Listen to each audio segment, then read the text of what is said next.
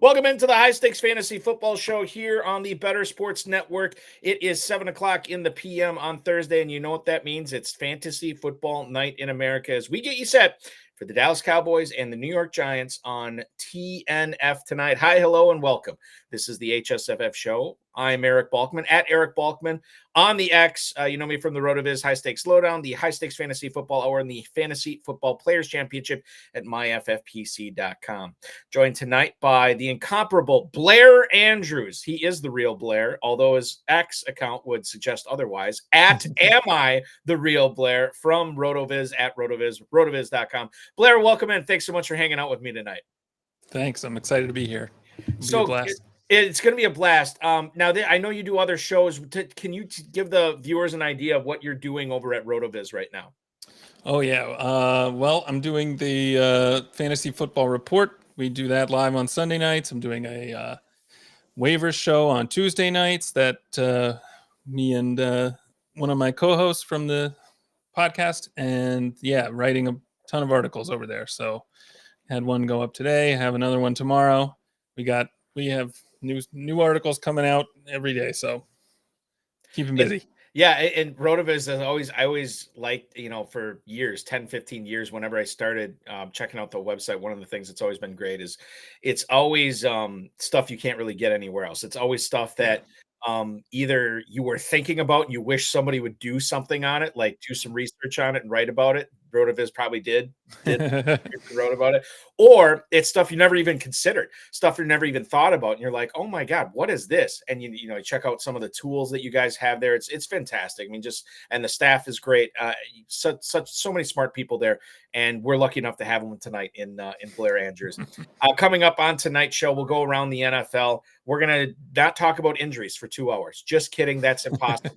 So we're gonna get into everything that happened, the injury reports, today, some breaking news that came out. Some stuff good, some stuff not so good. We'll get into it, and we'll be taking your start sit questions. I know it's always a start sit heavy segment in the first hour. We'll get into our Thursday night football preview.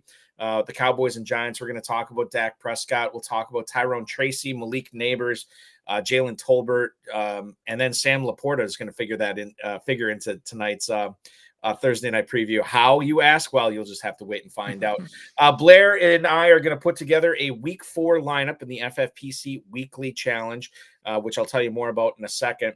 And then we'll go through start sits, including some pretty interesting names this week. Braylon Allen, Ladd McConkey, Noah Fant is interesting too this week, and of course Justin Fields. And then we'll take you right in to Thursday night football. Let's kick things off with War Eagle on the Twitch right now. War Eagle 2178. Who should I start? You got to pick 2 receivers and 1 flex. So he's got Marvin Harrison Jr., Jackson Smith and Jigba, Tyreek Hill, Chuba Hubbard, Terry McLaurin, or Khalil Shakir. This is tough. So the 2 receivers I'm going to pick right off the top are going to be Harrison and Hill. When I look at the rest of the 4, it's close between Smith and Jigba and McLaurin for me, Blair.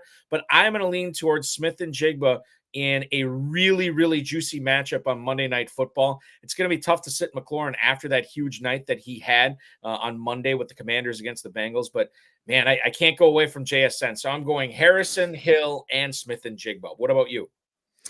Yeah, I think it's obvious you have to start Harrison. I think Hill, even without having Tua, is still gives you enough upside that you can't really put him on the bench.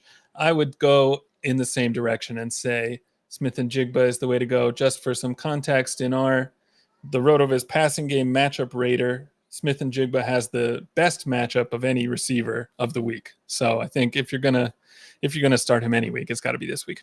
It's got to be this week, and it's been weird kind of a week for him, or a year for him. Bad week 1, great week 2, bad week 3, and this should be a really good week 4. Should be a fun game on Monday night too. Definitely. Which, by the way, I forgot. Our producer Matt Deutsch, doing great work tonight, put up the QR code on the screen right now to play the FFPC Weekly Challenge. MyFFPC.com is where to go, or just scan that QR code on your screen. No draft, no salary cap. Just pick the 10 or 12 players that you want to play this week, depending upon if you want to play with kickers and defenses, and watch them ride throughout the weekend. No stacking, 1 player per team, but you can pick anybody you want. $35 to enter, or $200, and you can win up to $2,500. MyFFPC.com, or scan that QR code on your screen right here. There you go. Let's get into some stuff that happened in the NFL in week 3 and the fallout from it. I'll kick things off in Tampa this week. Mike Evans, limited in Thursday's practice. And honestly, the first 3 weeks have been kind of underwhelming for Mike Evans. Now he's dealing with this knee injury. I think it was Todd Bowles who said that he wants to get Evans more involved. Godwin has been effing fantastic so far. Touched each of the first 3 weeks. This move to the slot has been everything we hoped for and more, quite frankly. But you got to find a way to get Mike Evans involved, and that's what Todd Bowles has put an emphasis on this week. Blair, when you look at Mike Evans' matchup and when you look at what his head coach is saying, are you more bullish on a big week from Mike Evans in week 4? I mean, I am more bullish on a big week, if only because of the rhetoric that we've heard from Bowles and that he'll make a concerted effort to get him involved. It does look like a pretty good matchup against Philadelphia this week. I think a lot depends on, how bad the injury is and whether he's really 100%. But yeah, Godwin has looked amazing, like you said. So hopefully some of that love can get spread around in this offense a little bit more. And I think there are good reasons to be bullish on Evans after you have a coach coming out and saying we got to get him more involved. Hopefully that's not just talk and they actually will.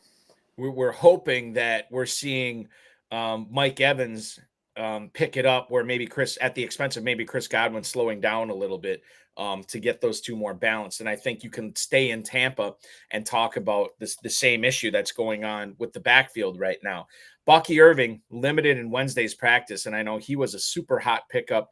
After week 2, he was a hot pickup in the leagues. He was still out there for week 3 in the FFPC. And this is a case when you look at, especially Blair, that last game against the Broncos. And I know, you always want to be careful in games like this because it was kind of a blowout. Tampa was never in it. But Rachaad White, 6 carries, 17 yards, 2.8 yards per carry. Bucky Irving, 9 carries, 70 yards for a 7.8 yards per carry average. Rachaad White did catch 5 passes, but he failed to get 20 yards off him.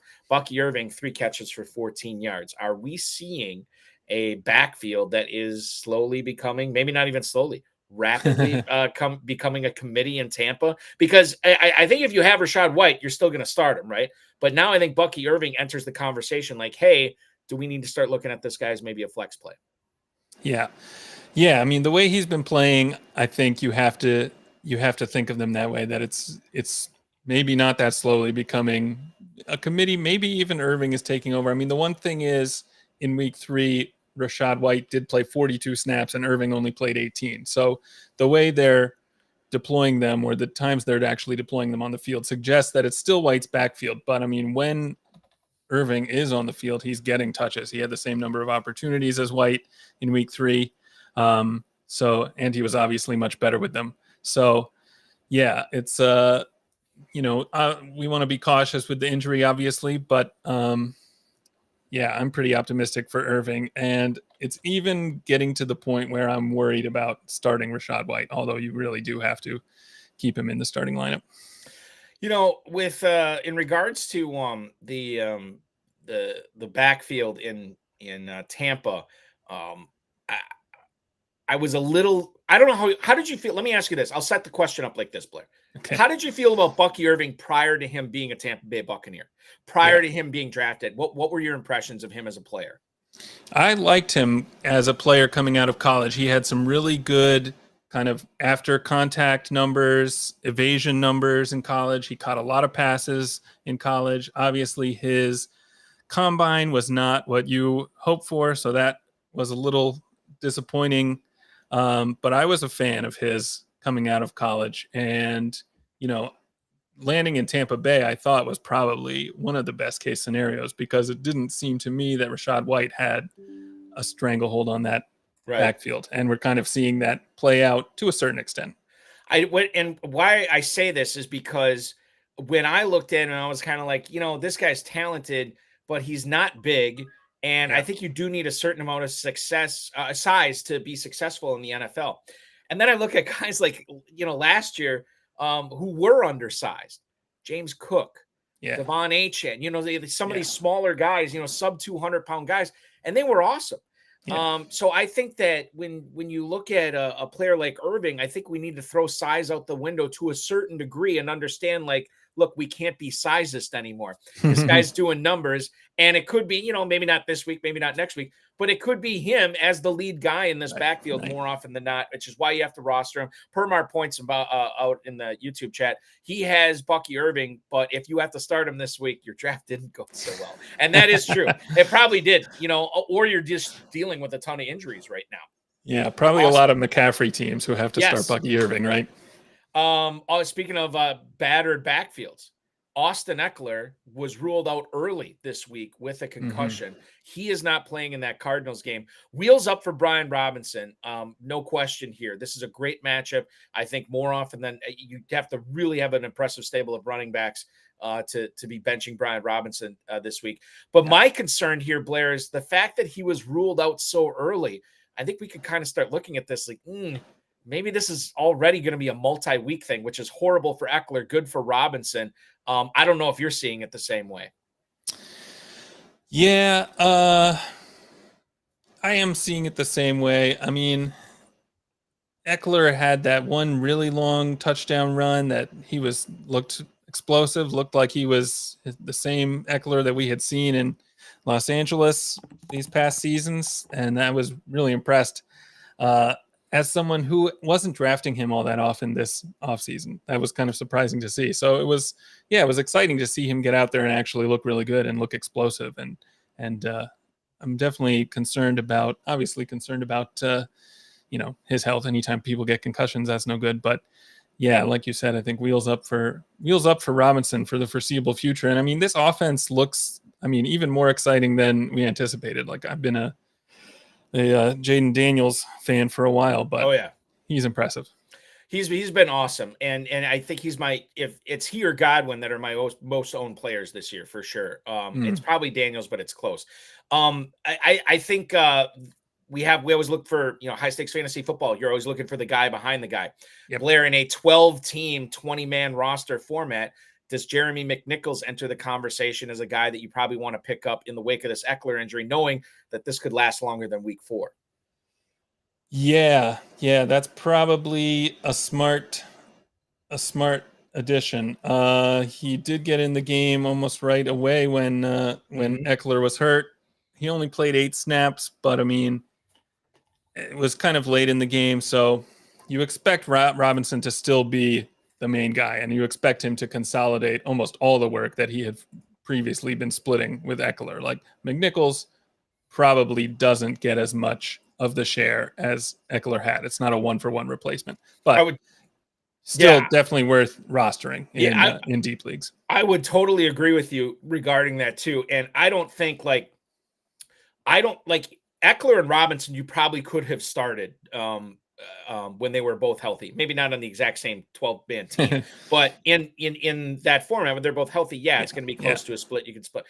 So McNichols, you can't do that. But the guy behind the guy aspect, if anything were to happen with Robinson, McNichols is either going to be the guy or he's going to handle a significant part of the workload if Ekeler is out, or excuse me, if Robinson goes down. Tyler Badie goes from, and I found this out. I was listening to I can't remember what podcast I was listening to, but apparently Tyler Badie wants to be known as Tyler Badie now in Denver, telling the Denver Broncos PR this wild stuff. 9 carries, 70 yards, a lot of it in garbage time. I didn't see him picked up in a whole lot of leagues, given that the Broncos were really just crushing Tampa, and they didn't need to use Javonte Williams, Jaleel McLaughlin all that much, and Tyler Badie had all that a good chunk of that yardage in the fourth quarter. Is he fantasy fool's gold, or is he still worth rostering? It's kind of a quagmire in that backfield right now. I just don't know when to use him if I pick him up. Yeah, that's the problem. Even if you pick him up, it's difficult to start him. It's difficult to know when to start someone like McLaughlin, for instance. But I think that he's probably still playing ahead of Badie. I think Javonte, even though he hasn't looked good at all in any game this year, I think he's still the guy that they would prefer to have handling most of the touches. So, Badie obviously has some value in that, like, he's getting the ball. They're giving him some touches. If one of these guys gets injured, he's clearly the next man up.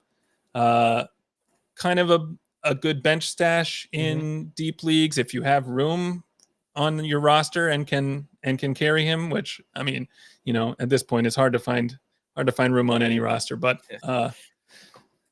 yeah, he's probably not someone you're going to be starting next week or in a couple weeks, but he could have value later in the season for sure. A name to keep on your watch list, maybe. Yeah, I would say at a minimum, for sure.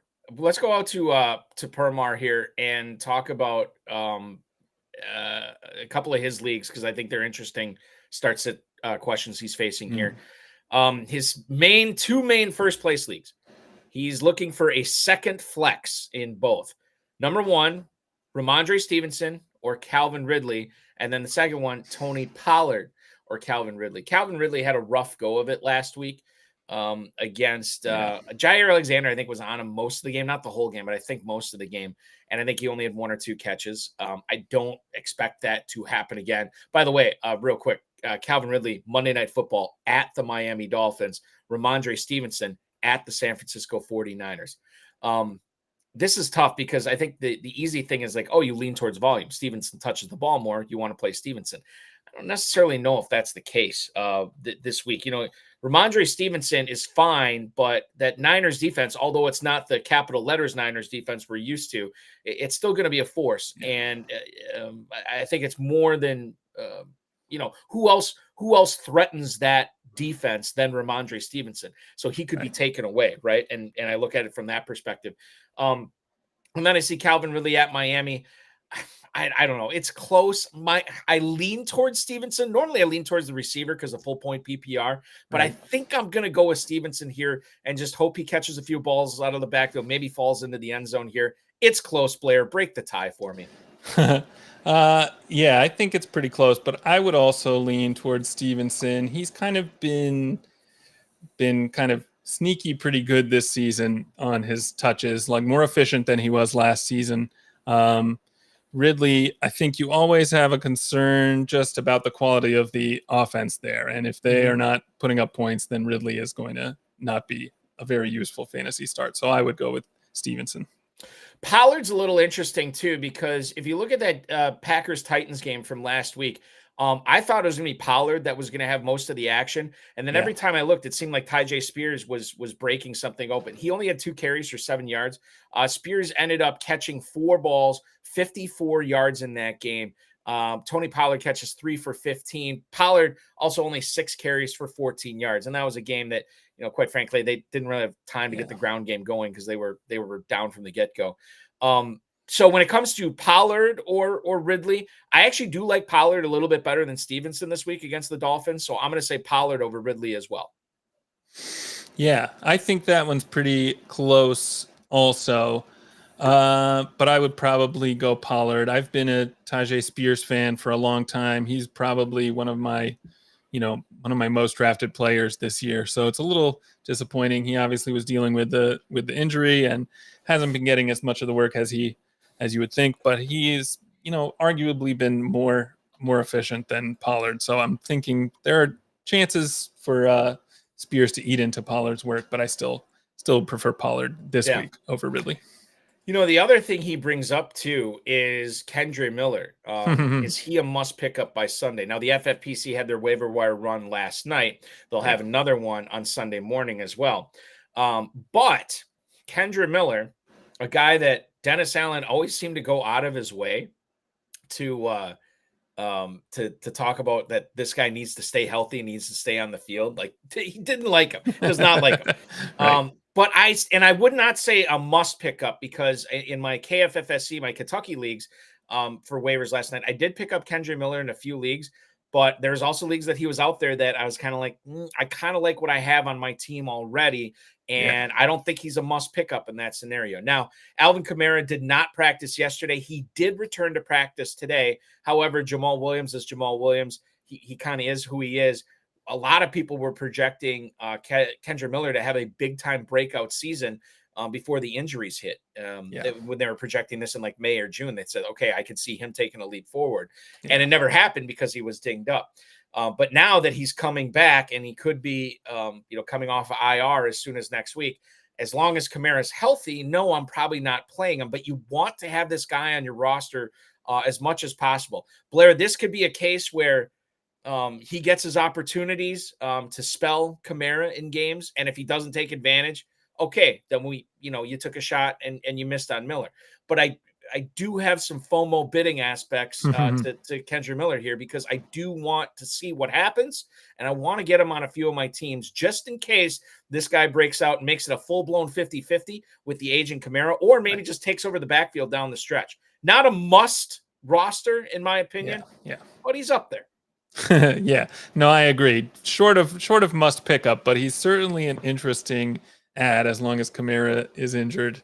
Yeah, I was right there with everyone kind of projecting a breakout. I mean, going back to last season. So I'm maybe a little bit biased, but I do think Kendre Miller has some pretty serious upside that, if you pick him up and say Kamara is out and Miller just doesn't play at all or something, then he's probably an easy drop. But certainly an interesting guy to add to the end of your roster. KPRC2's Aaron Wilson reports that the Texans are expected to have Dameon Pierce back for Week 4's matchup against the Jaguars. However, I saw today that I think it was the same Aaron Wilson saying that no Joe Mixon at practice, no Dameon Pierce at practice again today. We could be looking at Cam Akers again in Week 4. Now, Cam Akers in Week 3 wasn't all that great, wasn't all that enticing, because they got demolished by the Vikings.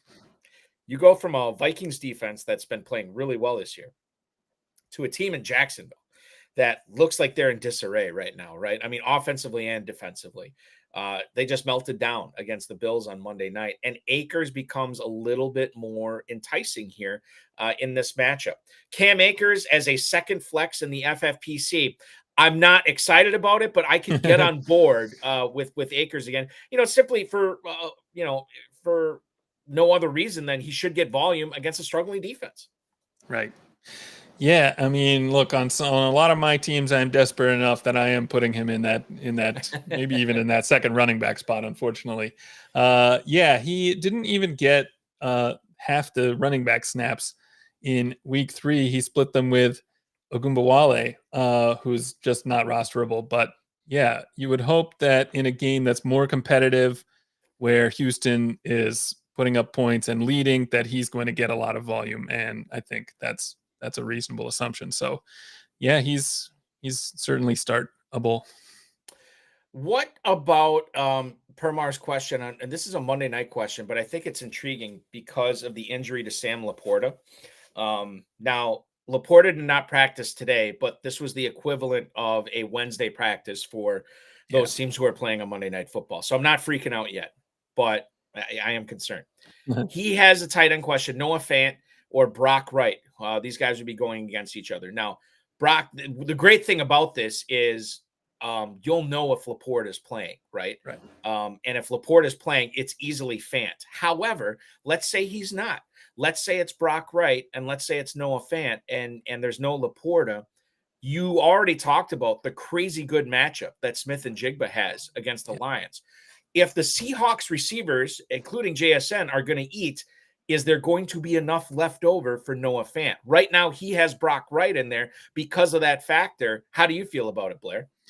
Well, yeah, it's interesting because the Seahawks receivers do have a good matchup. The way we kind of look at this in our tool is based on where players tend to line up and what parts of the field defenses are strong at. So Noah Fant actually has a really good matchup as well. He's the number 9 ranked pass catcher in our matchup rater right now. Brock Wright down at like 230 something, and Laporta is not much higher. So even, if Laporta is out, then it becomes a little more difficult, as you say. But I think I would still prefer Fant just because the matchup might be good enough for him as well that you would just prefer that, even if maybe it's not the case that you have JSN and Fant both scoring a lot of points, but the matchup looks a lot better for Fant than it does for the Detroit receivers and particularly the Detroit tight ends. I think the other great thing about this too is because it's Monday night, this is something you can sweat over on Monday. Right. And if Laporta plays, well, the decision's kind of made for you at that point, which is great. Right. That's my philosophy on fantasy, Blair. Just let somebody else make the decision for me, so I don't have to think about it, and then I don't have to sue over my bad decisions later on. NFL Network's Ian Rappaport has reported that there's a, quote, very real possibility that Tyler Huntley will start on Monday night against the Tennessee Titans for the Dolphins in Week 4. I don't know if I'll be honest with you, whether it's Huntley or whether it's Thompson, I'm not really doing anything differently with Tyreek Hill and Jalen Waddle. I have Jalen Waddle benched in probably, I don't know how many leagues I have him in, maybe 4 or 5. I bet I'm starting him in like 1 or 2. I have Hill in like 3, and I think I'm starting him in all 3. Yeah. I would prefer Huntley. I was actually talking with Dan Williamson, the overhyped sleeper on X about this on Tuesday. And he said he actually thinks Huntley would be an upgrade over Skylar Thompson, which Huntley was just in the Pro Bowl a couple of years ago, which is crazy. But you think about, what you do with these players. I think regardless of who the quarterback is, my mind is kind of made up on how I handle Hill and Waddle. Starting Hill everywhere, Waddle, maybe less than 50. If you have to, yeah. If I have to, yeah. Right. Yeah, that makes sense. I do think Huntley is probably a minor upgrade over Thompson. But yeah, it doesn't really change the way I'm approaching the receivers either. I think you can't bench Hill anyway, and Waddle you kind of on an as-needed basis. Let's talk about the Bills here for a second. There's a absolute, demolishing of the Jaguars that I referenced earlier on Monday Night Football. And in that game, we saw Khalil Shakir, 6 balls, 72 yards, and a touchdown. Keon Coleman only had the 1 touchdown catch. Dalton Kincaid, 3 catches for 41 yards and a touchdown. Kincaid, just like most of the elite tight ends this year, has been underperforming. I shouldn't say underperforming. I should say failing to meet most people's expectations of what they thought these elite tight ends were going to be so far this season. Now, you look at Khalil Shakir, on the other hand. He's had 14 targets on the season. He's caught all of them. For 168 yards, he's been in the end zone twice. Your thoughts on Khalil Shakir continuing down this road? Your thoughts on Dalton Kincaid breaking out of this funk and maybe getting more involved in this offense? How are you looking at these 2 players that Josh Allen is throwing to going forward? Yeah. I think Shakir has shown that he is like the real deal and probably is going to lead this team in targets and receiving based on what we've seen. At the same time, they've played like 3 very weird games where you don't exactly know how to interpret the results. So I do think you should expect to see Kincaid get more involved in games that are more competitive, in games where they're throwing a little bit more. So yeah, it's hard to know what to do with Kincaid. I still am optimistic about Kincaid. I'm very optimistic about Shakir. I think you can start him with confidence going forward. Talking about weird, how about the return of T. Higgins, the rise of Mike Gesicki, and then it was Andre Yoshivas, 5 catches, 52 yards, and he gets in the end zone. This is a team that has a lot of options, a lot of weapons, and yet Yoshivas is right in the thick of it with Higgins and Chase and everybody else. You're obviously not cutting him here. I picked him up in a couple of leagues that I was surprised he was out there. Even with the return of Higgins, Blair, I don't know how to treat this guy. I don't necessarily want to start him at Carolina this week, but, maybe I should think about it, given how involved he was, unless you just think that this is a case of Higgins needing to get up to speed and it's just going to be him and Chase. You look at the Cincinnati wide receiver situation. How do you sort this out for fantasy owners? Yeah, I like Yoshivas a lot. I think it probably is a case where Higgins is getting up to speed. You also see Jamar Chase with only an 18% target share, which is pretty low for where you'd expect him to be at. So I think that as things go, you see more targets for Chase and Higgins, fewer for Yoshivas. So that's the way I'm leaning. But yeah, you can't drop him. I think you have to, if he's out there, definitely pick him up because he's clearly a big part of what they want to do. It would be kind of nice to see them go more toward their 3 receivers that they have and not throw as often to like Zach Moss maybe. But yeah, it's definitely an interesting situation. And, they put up 33 points on Monday. So we're always kind of complaining about how the Bengals start slow, but hopefully this is the year that they're, foot on the gas and going full steam ahead and making, 3 wide receivers fantasy relevant. So the team that Buffalo destroyed, we've been talking a lot of Bills too, on Monday night, like when the Bengals were playing, was the Jacksonville Jaguars. Now on the season, when you look at the receivers, Brian Thomas already has 11 catches through 3 games, 189 yards. Christian Kirk, while he did have a really good game on Monday, he only has 10 catches on the season, 108 yards. Is it too soon to say Thomas is the guy that you want here? Thomas is the guy you want to flex out, and Christian Kirk is the guy that you got to sit and think long and hard about before you put him in your lineup? Or am I being too eager to anoint BTJ as the guy? I've been the biggest Christian Kirk fan, but I look at these first 3 games, especially without Evan Engram in there, you're seeing a lot of Brian Thomas Jr. over the course of 3 games, whereas Christian Kirk has only had 1 really good game. Yeah. No, I don't think it's too soon. I think Thomas not only has looked really good, but he also he plays a role that I think Tyler Lawrence really wants to emphasize, which is that deep threat. So, he's got a valuable role in Jacksonville. And looks like he's, in week 3, he played as many snaps as Christian Kirk, just 1 fewer target. He's been consistent over these 3 games, or at least consistently better than Kirk has. So, I don't think it's too soon to say Thomas as the guy, and I'm right there with you. He's got the pedigree too, 1st-round pick, and God knows how good he could have been if he was being funneled targets without Malik Neighbors on the opposite side of him at LSU. Permar wants to know our thoughts on Tyler Badie. We did talk about him earlier a little bit, Permar. I will say that both Blair and I say if you can find room on your roster just to see what happens, sure, but we're not going crazy about him as well. We are going crazy for some of these late breaking injury reports that we're seeing from some of the West Coast teams that practice. Let's take a quick break. When we come back, we'll talk about George Kittle. I want to talk about Kenneth Walker, and we'll talk about Joshua Palmer, as well as give you our Thursday night football preview. We're talking Rico Dowdle, Ezekiel Elliott, Jake Ferguson in this as well, and we might get into some Devin Singletary, Tyrone Tracy talk. He is the real Blair. He is Blair Andrews from RotoViz.com, at Am I the Real Blair on the X. I'm Eric Balkman from the FFPC. Thursday night football previews next. You're watching the High Stakes Fantasy Football Show on the Better Sports Network. Something called perpetual reloading to ensure something called a permanent championship window with FFPC Dynasty Leagues. How do we make sure that perpetual reloading is what we're doing in our rookie drafts every year to make sure that we're always competing for titles year in and year out? Yeah, so we always have this tension between playing a little bit for the future and playing for the present. You'll have drafters jump into the startup. They'll draft the veterans. They're trying to win in that first year. Sometimes they do. I don't want to in any way, shape, or form suggest that doesn't work, because you see some of those teams compete and win titles. And yet, when we're thinking about the best way to control your chances to win, you want to be in the playoffs year after year. You want your championship window to always be open. You don't want to get to a point where you build, and then have a couple of years where you're going for it and then you're rebuilding again.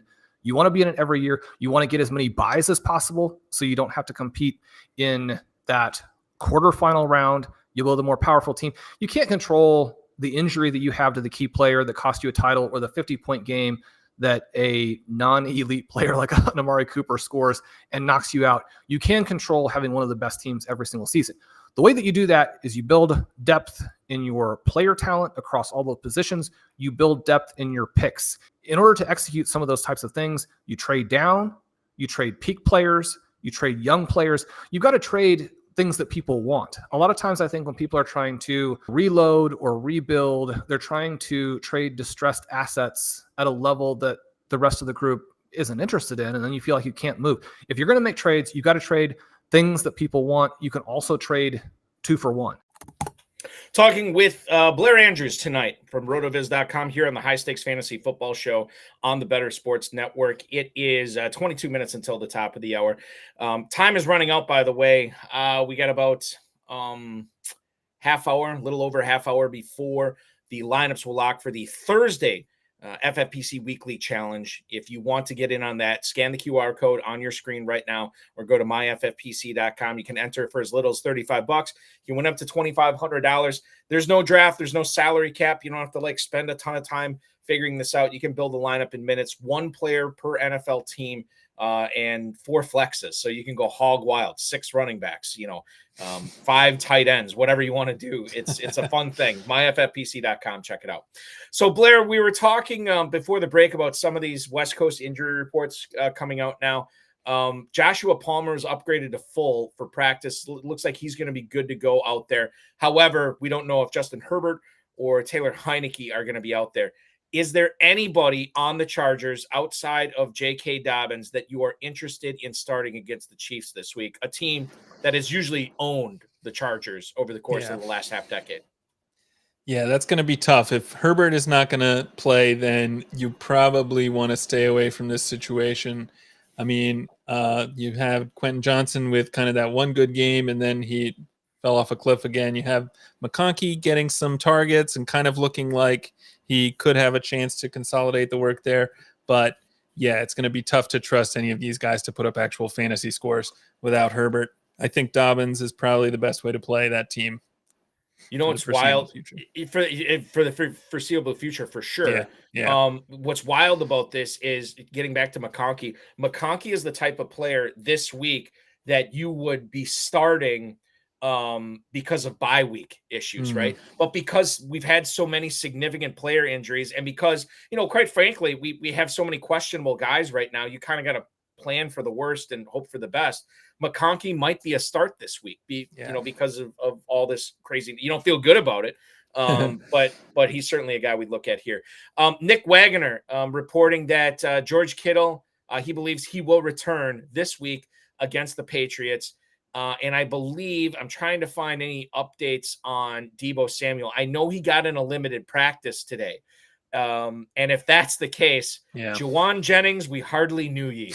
You got that great 46 point or whatever it was in PPR scoring this past week, and that might be it. I don't know if I can tell you this: if I'm an Ayuk owner or a Samuel owner or a Kittle owner, Jauan Jennings is not causing me to lose sleep. However, if I did pay up for Jennings or if I had to start him this week, God, that's looking really bad right now. If Kittle and Samuel come back, I don't think he can do it. Yeah, I don't think so. It is going to depend, obviously, on how healthy they really are. But, I mean, if they're going to be on the field, I think you've got to expect that they're going to demand those targets, and Jennings is not going to have the opportunity to get them. On the other hand, we have seen him put up big games even when they've been on the field, like in the Super Bowl. So, anything can happen with Jennings, I guess, but you don't really feel confident starting him. Iron Daddy in the YouTube, any chance of getting a shot at the guest show if I win varsity number 3 in the FFPC? I will tell you this, Iron Daddy. You win varsity number 3, you let me know. I will definitely make sure that you co-host one of the shows I'm on. It may or may not be this one. I don't know, but you will definitely come on one of my shows. Trey McBride, Blair, DNP for practice again today. Anytime, and this, we saw it towards the end of last season. Don't ask me who it was, but there were a couple of guys that were in the concussion protocol and still played that week, that upcoming week. Most of the time that did not happen. So when Trey McBride got put in the concussion protocol earlier this week, I was kind of like, he's probably going to be out week 4. I started planning for that to not have him available. So that's the way I'm still taking it. He gets a little limited Friday practice. Okay, great. We can revisit that. However, I'm looking at this from the standpoint, he's probably out.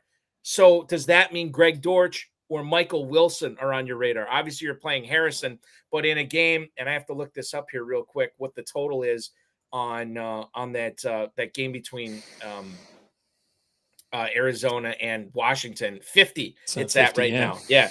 So you look at that, it's like, okay, am I playing Wilson or Dortch as a flex? Either one of those tripping your fancy? Yeah, a little bit. I guess I would lean toward Dortch, but it's hard to say for sure. I mean, on the other hand, Wilson probably, I think he led the team in snaps in week 3, even with Harrison, even above Harrison, and with McBride playing most of that game. So, he did have 9 targets. I like Dortch, but the answer is probably Wilson. Right. I love green salsa on Twitch right now. I actually answered this question on my local fantasy football show a couple hours ago. Mm. Josh Allen and Jaden Daniels are I love green salsa's quarterbacks. Who do they trade away? And I look at this from the standpoint, and I know you're a big Jaden Daniels fan too, right? I'm not speaking out of turn, am I, Blair? No, yeah, that's right. Okay, that's what I thought. So when you have those two guys, I believe in Daniels. I would much rather trade away Josh Allen because I know I can get more from him because I trust Daniels as my quarterback one for the majority of the season. Now, if I can't get what I should be with Allen, then I'd look at Daniels. But I always like to talk about, like, look, if somebody needs a quarterback, I say, I have Allen and Daniels. Who do you value more? Who do you like more? Let's go that way. And if that doesn't work out, let's look at the other guy. So I would prefer to trade Allen, but you may not be able to get what you can for him. And then you can look at Daniels. But that's the order of operations for me for this type of trade, Blair. Yeah, I would agree with that. I think you can't really go wrong trading either of them away because they're both, the other one is going to give you enough fantasy points on your team. So get, whoever can get you the most. And if that's Allen, it's probably Allen who returns the most, which is why you'd look to trade him first. But if there are other people who see Daniels playing so well and are, buying into the hype even more than you are, then that can make sense too. One other thing I forgot to point out, our producer, Matt Deutsch, said, what about Elijah Higgins for Trey McBride? Is there anything there? I don't think that there is.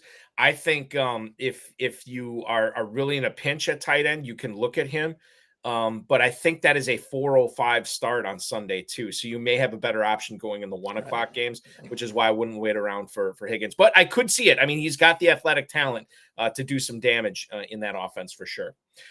Kenneth Walker came back to practice today.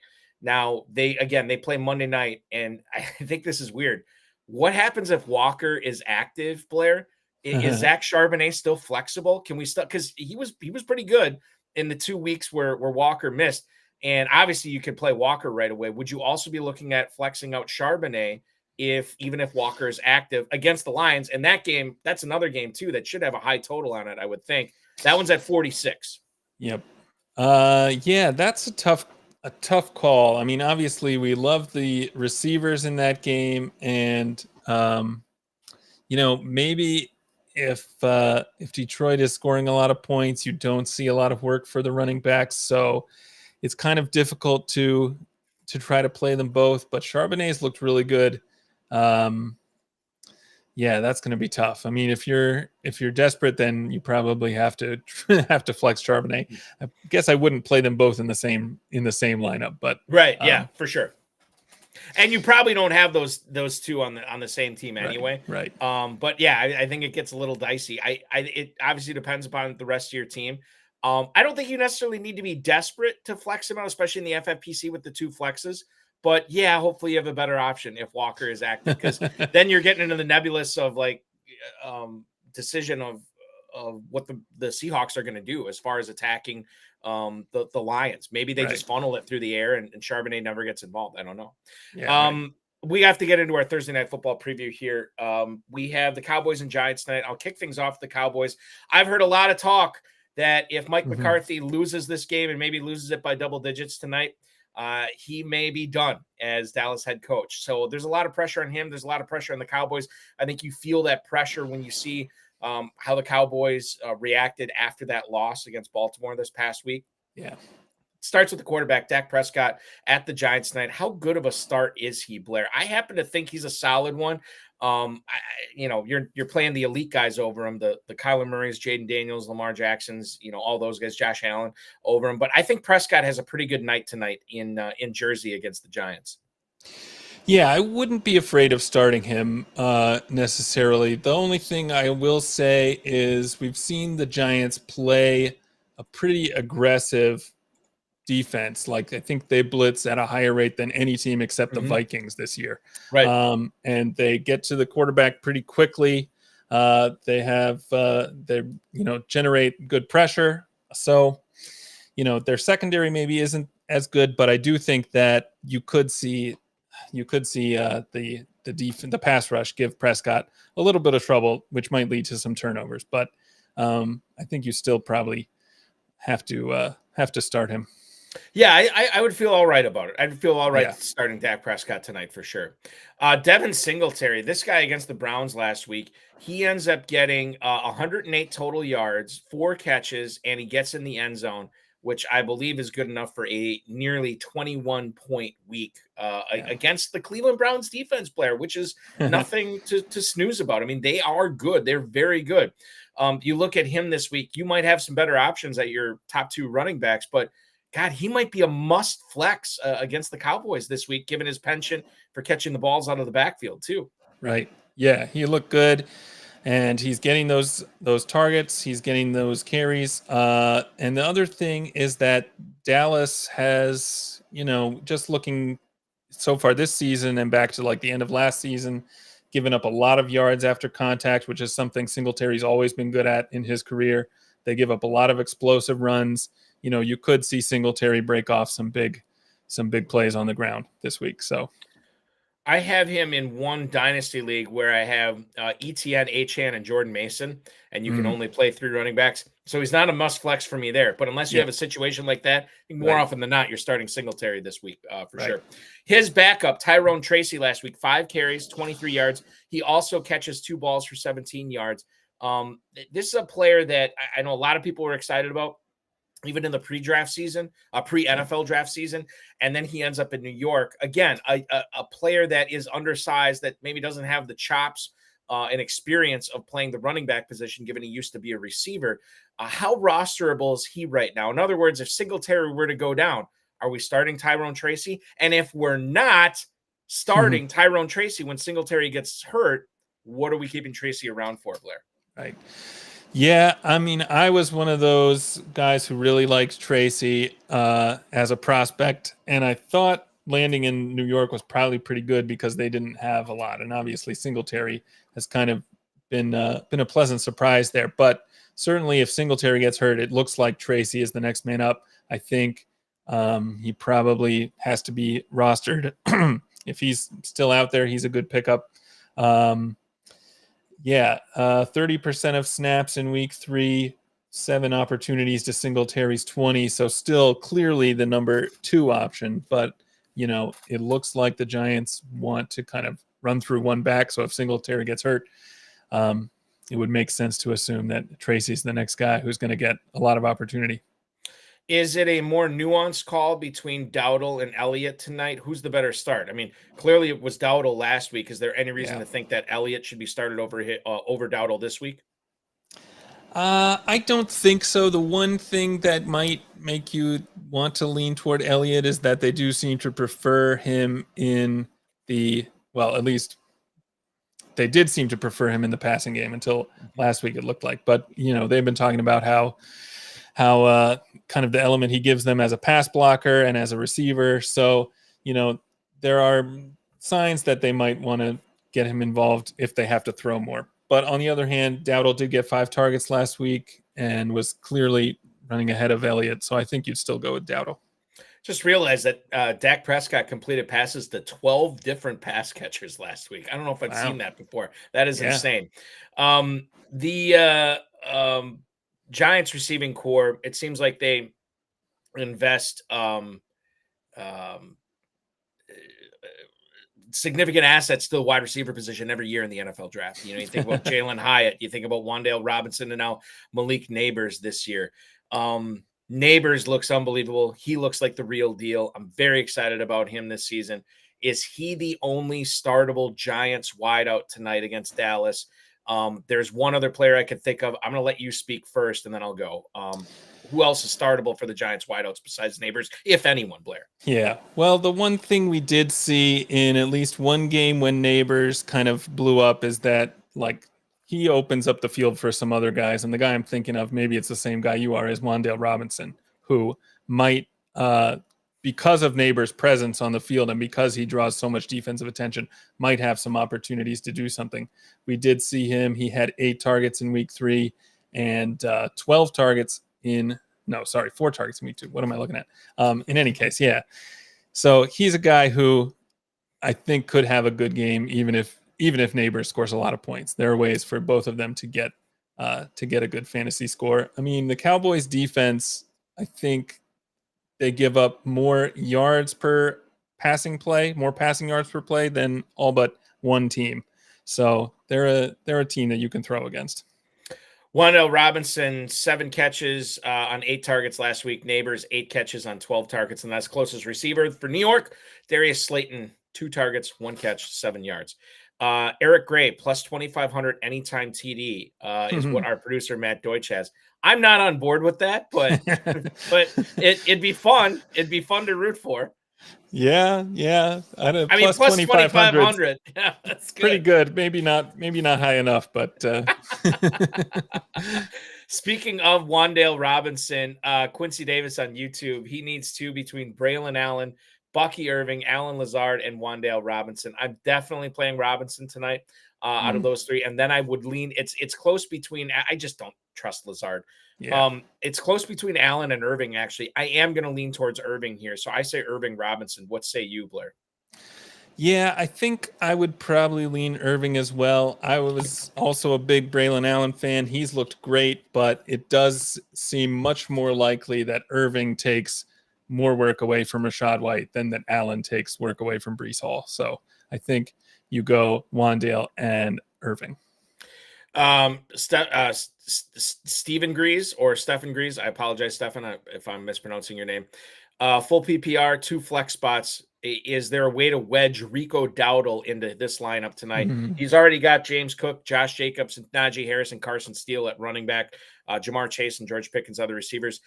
For me, that's a big fat no. I cannot fit Rico Dowdle into that lineup, Stephen. Leave it the way that you have it, right, Blair? Yeah, I think so. I mean, the only player who maybe you could make a case for coming out would be Steele, I guess, but I think that he's a much better start than Dowdle. The Steele thing is interesting because Kareem Hunt got added to the active roster this week, and then you wonder, okay, well, is he going to gum up the works for Steele? But he might, as like referenced Dan Williamson, our conversation with him again, he might screw things up for Samaje Perine more than he screws things up for Carson Steele. So I think that I wouldn't mess around with it. I would leave Steele in there. What about the second wide receiver, getting back to Thursday Night Football? The second wide receiver job in Dallas is, to me, up for grabs. You have Jalen Tolbert, a guy who the Dallas Cowboys invested decent draft capital in. He wasn't nothing. I mean, he was a day 2 pick, I believe. When you have Jalen Tolbert competing with Brandon Cooks for that second receiver job opposite CeeDee Lamb, you know there's going to be targets. Tolbert did get into the end zone this past week, and I picked him up in a bunch of leagues. He was out there in a few of my dynasty leagues, and I went out and grabbed him prior to week 3. This past week, 5 targets, 3 catches, 42 yards for him. Cooks gets 6 targets, so actually more targets, but he only catches 2 of them for 16 yards. I saw Brandon Cooks drop in some high-stakes leagues this week as well. Who would you be starting tonight if I guess – not that you'd have both these guys in your team, but who would you feel more comfortable starting tonight? Brandon Cooks or Jalen Tolbert in a vacuum here, Blair? Yeah, that's a tough one. I mean, they were pretty close in week 3. One thing I'm kind of looking at is in week 2, Tolbert actually led the team in targets and in snaps. Cooks only had 2 targets in week 2. So if you're kind of taking a slightly longer view of the usage here, you'd prefer Tolbert. And I think that's the way I would go, but it is pretty close. Jake Ferguson and Sam Laporta are 2 very, very good tight ends.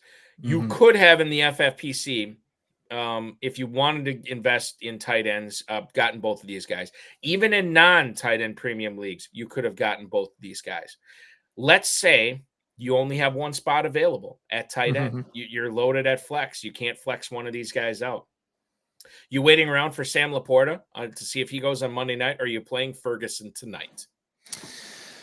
As much as I love Laporta, I think you've got to play Ferguson tonight, not only because there's a risk Laporta won't play, but also because Laporta has been a little bit disappointing on the season, kind of in conjunction with Jameson Williams' breakout, or almost breakout. He kind of wasn't there last week, but I mean, there are a lot of targets to go around in Detroit now that Williams is getting them. Laporta seems to be maybe the odd man out there, and if he's not going to be on the field, he's especially the odd man out. So I think you just don't risk it.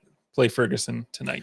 I love Ferguson. I think tonight he blows up. I was talking with one of my buddies today, and they're talking about Ferguson. I'm like, whatever like his his totals are at for some of these other apps and sites and contests, like take the over. I think Ferguson, like last week, he saw 11 targets. This is coming off a knee issue. He sees 11 targets. He catches 6 of them, almost hits 100 yards. I think he's going to do that again tonight. Wouldn't surprise me at all if he hits 100 yards. I think more likely than not, he gets into the end zone as well. Permar agrees with me. He's a top 4 tight end right now. He's balling. So yeah, I love Ferguson tonight, and I would be more. I wouldn't even think about it. Like I'm so comfy sitting Laporta. I don't want to mess around with that, especially if Ferguson is my only other option. Now, what about? I'll bring this up. Theo Johnson was a guy that a lot of the metrics guys coming into the NFL draft were super excited about. Right? They love the idea of Theo Johnson and how athletic he was. And he was running a ton of routes in week 1. I don't know what's happened since then, but you look at this past week, 3 targets. He only catches 1 ball for 13 yards. FFPC tight end premium leagues, the only leagues I would consider him in, Blair. God, he's got to be on your bench. You don't want to be messing up with Theo Johnson tonight. That's way too cute. Yeah, I think you probably have to sit him if you even have him on your team. I mean, like you said, week 1, he ran a lot of routes, 33 routes in week 1, 27 in week 3, only 16 in week 2. So he's still, not as many as week 1, but I mean, he hasn't been turning those routes into targets at a very high rate. So until we see him actually do that and not just, jogging out there and getting exercise, I think we need to keep him on the bench, or maybe even on the free agent list. That's why he's so athletic, right? Because he's running these wind sprints all the time. How can you not be in perfect shape, Theo Johnson? So that is our Thursday Night Football preview. I want to get to and we got kickoff here coming up in about 14 minutes. Before we take a break, I want to get to a few other players here that I think are interesting because of what happened on the injury report today. Yeah. Devontae Adams actually gets added to the Raiders injury report with a hamstring issue. It is a limited session. I think that without knowing anything, this could mean a lot of things, right, Blair? It could mean, hey, he aggravated it today and he's genuinely questionable. Or it could just be, yeah, it was firing up on him. He's not a young man anymore as far as wide receiver goes. We're just exercising caution. But I don't think we can exercise caution as fantasy players. I think we have to have these built in, like, plan B and plan C and plan P and plan T and plan Z. You know what I mean? Like, I think we have to treat these all seriously, and because you don't want to be caught with your pants down if Devontae Adams is not playing on Sunday. The Raiders do have a late game that day too, so you kind of got to finesse it a little bit and make sure that you have somebody available. I'm genuinely concerned about this. If he practices tomorrow, hey, no big deal. But right now, yeah, this has got me going a little bit. Yeah, I would agree with that. I think you need to have a plan in place. I think, I still would expect him to play, but I'm not confident enough in that kind of feeling to just go ahead and roll with him. So if he were playing at 1:00, maybe I would be more willing to just like see who's on my team. But in this case, if it turns out it's going to be like a game time decision, I might just bench him anyway. Tough call, though. It's tough. I mean, like, because who else is out there? I mean, who could you go with that? I mean, Jacoby Myers, obviously, because he's on the same team. I mean, to try to pick somebody up at this point, you're looking at guys like Elijah Moore or, Quentin Johnston, who we referenced earlier, if he's still out there. I mean, okay, that's fine. Rashad Bateman is available in a few of my leagues. You could look at him. I wouldn't trust any of the receivers in Buffalo. Miami, no thank you, obviously. And Detroit, I think everybody you want is already rostered there too. You'd have to probably look at flexes and see what you could do at running back there. But yeah, this does not make me feel great. Go ahead. The one thing, I mean, Trey Tucker had a few targets in week 3. That was kind of interesting. 9 targets, tied with Myers and Adams.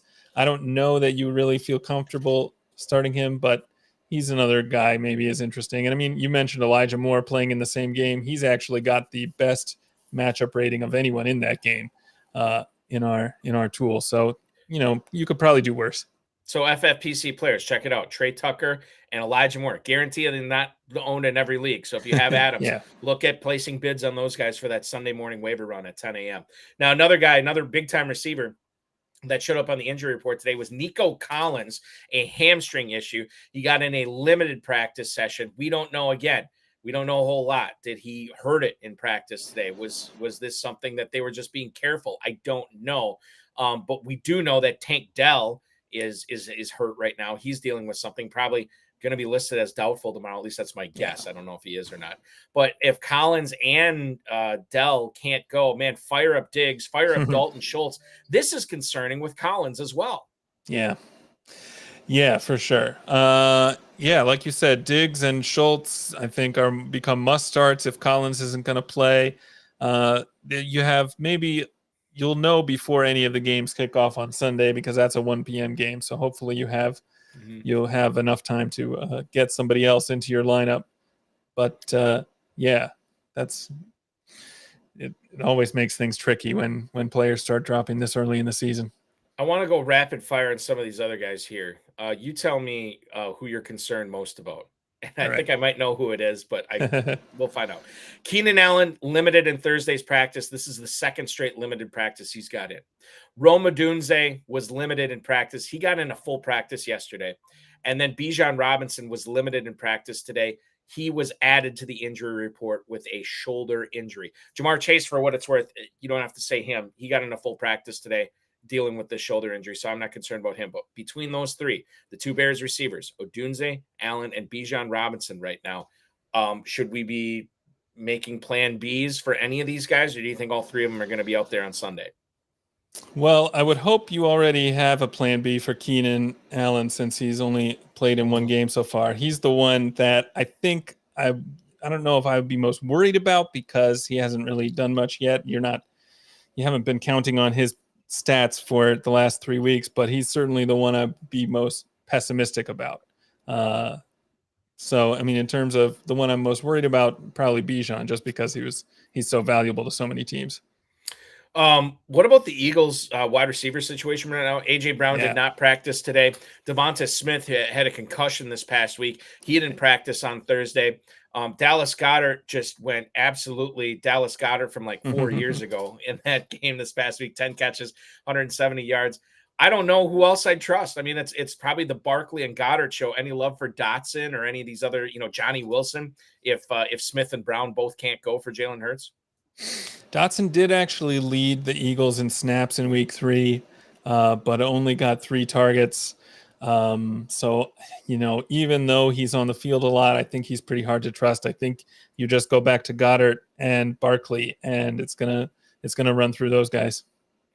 Yeah, I mean, you're looking at Paris Campbell, Britton Covey, who I think broke his shoulder blade in that game, or separated his shoulder. I'm not really sure. And then Johnny Wilson, and then Jahan Dotson, 2 catches, 8 yards. I don't get it. I really don't get it. And then the other one I'll bring up, David Njoku practice today, which is good. It's his first practice in 3 weeks. This is a good matchup against the Raiders defense. If he is active, tight end premium leagues, do you find a way to get David Njoku in the lineup in his first game back healthy? I think you probably do, especially because, like you mentioned at the top, tight end scoring has been not what it was hyped to be, right? So you're probably looking for tight end points. So I think you try to get him in this game. It's a good matchup for him. So yeah, I would like to start him. That is going to do it, I think, for all the injuries I think we've covered, which is wild that we've been able to do it in an hour, given how many of them there are. But it was fun going through them. I think the biggest thing, Blair, that we can tell the viewers tonight, go through your lineups. I know it's kind of a pain. Go through your lineups and make sure that, okay, if this guy misses and this guy misses and this guy misses, you still have like 3 guys you can bring off your bench and put in. Hopefully it doesn't come to that, but you don't want to be starting any guys who are taking zeros, who are going to be inactive. And it's part of the process of fantasy football, right? Just make sure all your bases are covered. Definitely. Yeah. Let's do this. We'll take a quick break. And when we come back, Blair and I are going to build an FFPC Weekly Challenge line. I should ask you this, Blair. Did you already build one, or are we going to build one together? I haven't built one yet, so okay, let's and do we'll it build together. one together. We'll build it together. If you are looking for fun, FFPC Weekly Challenge is going on. The Thursday one is locking in about 5 minutes, but the Sunday one is going to be wide open until 1 p.m. Hit it with the QR code on the screen. We're going to build a lineup. You can use it yourself if you want in the Weekly Challenge this week. Whatever you want to do, it's going to be fun, and it's going to help us get a better handle on our redraft leagues as well, on who to start, who to sit to. I think this is going to be fun. He is Blair Andrews from RotoViz. I'm Eric Balkman from the FFPC. This is the High Stakes Fantasy Football Show. You're watching the Better Sports Network. We're telling ourselves happy stories about players we want to pick, less happy stories about players we don't want to pick. And part of that is being ready to abandon our own carefully crafted narratives when it's time to abandon them, right? Like, bail, this was not working, So like we come in with super hard opinions, and sometimes they work out and sometimes they don't. The better fantasy players are the people who acknowledge quickly that, hey, this isn't working out. Doesn't mean you have to abandon a player, but it means you have to abandon the approach, and maybe you have to go with a different player. I mean, if people were playing Stephon Diggs last year down the stretch, they were only playing him because his name is Stephon Diggs. You have to be ready to acknowledge, hey, this guy's not getting the job done. I did it. Bloom and I had a big discussion about this last December, and I'm saying you can't play him right now, right? And I know that's a hard decision to make because why? FOMO. We're going to miss out on that big game. The minute I sit this guy down, he's going to have the big game. Well, maybe. But also, while he is not having great games, there are other guys on your roster having great games. And I think that's to me, the hardest thing about fantasy is like, when do I divorce myself from my narrative? When do I tell when do I acknowledge my happy story is not coming true? I need to figure something else out. And the people who are good at that are the people who are good at fantasy football. Hey, you're joined by two guys who are all right at fantasy football tonight. Maybe not the Hall of Famer Bob Harris, but he's Blair Andrews, and I'm Eric Balkman. We're no slouches. You are watching the High Stakes Fantasy Football Show on the Better Sports Network. Follow Blair on the X at Am I the Real Blair? And, of course, check out all his work at rotoviz.com. The FFPC is where I hail from, myffpc.com, and that's what we're going to talk about in this segment of the show tonight. The FFPC brings you a weekly challenge every single week. You don't have to worry about drafts. You don't have to worry about salary caps or anything like that. You're just picking whatever players you want to build a 10 or a 12 team lineup, or a 12 player lineup, excuse me. If you want to compete for as much as $2,500, you can enter for as little as $35. You have to. This is basically the format of our FFPC World Famous Playoff Challenge. 1 quarterback, 2 running backs, 2 receivers, a tight end, and then 4 flexes. You want to play 5 tight ends, 6 receivers, 6 running backs, whatever you want to do, you can do that in this format. Tonight, Blair and I are going to build one. Blair, I would assume we will build one for Sunday, so we'll take out all Cowboys and Giants out of the equation tonight so people can actually use this if they want. And we'll do it. Do you want to do it without kickers and defenses, or do you want to include them? Totally up to you. Either way, it doesn't matter to me. Okay. Let's do without, because I think we have more offerings for the slim format without the kickers and defenses. Yeah. So we will build this lineup. Now, I think, and I brought this up last week with C.H. Hearns when we were putting one together. I think we're just conditioned to build teams with receivers and tight ends because we're thinking about it from a redraft standpoint, right? Mm-hmm. This is not redraft. This is 1 week. So as far as how broken down these running backs get, we only need them to be healthy for 4 quarters, not 4 months, right? So I think that the running backs, we tend to be a little bit heavier on them. And the fact that we can't stack, we can only pick 1 player per team. So then it gets a little bit difficult with like, oh, hey, I love the Cardinals matchup this week. Let's get Kyler Murray and Marvin Harrison in there. You can only pick 1. So that can be problematic too. It's fun. It's maddening. But there are a lot of different ways that we could go with this. I don't know if you have a preference on how you like to start. We can look at the totals, we can look at the spreads, and then we can look at the players we want to focus on for those games. I think the process of elimination gets a little bit more tedious. Who are some of the players that you like, and we'll build it around that core. For week 4, Blair, who do you like? Yeah. Well, I already mentioned the great matchup for JSN, for the Seattle guys. I think they are going to be probably one of them is going to be a big part of the team. I think we've talked about, if Collins and Dell are out, then both Diggs and Dalton Schultz become pretty interesting in Houston.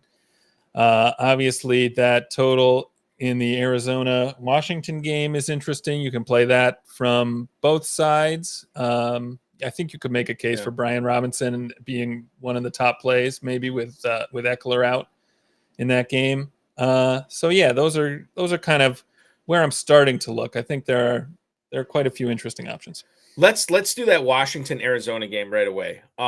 Because that's the highest total of the week. We're looking at the Cardinals as a 3.5-point favorite. That game is in the desert when the 2-1 Commanders come visit. Now, this game is doubly interesting because I like getting a running quarterback on my team for my signal caller, and both of these guys can run and chew up yardage on the ground. I hate to use our quarterback right away, but we may have to. Because if we use one of these players or one of these teams as the quarterback, then we should probably look at picking a player from the other team to utilize here, because I want to get a player from both these teams. So you look at the Commanders. I think the startable guys here, I'm going to take McLaurin out of the equation. I think he's just been too hit or miss.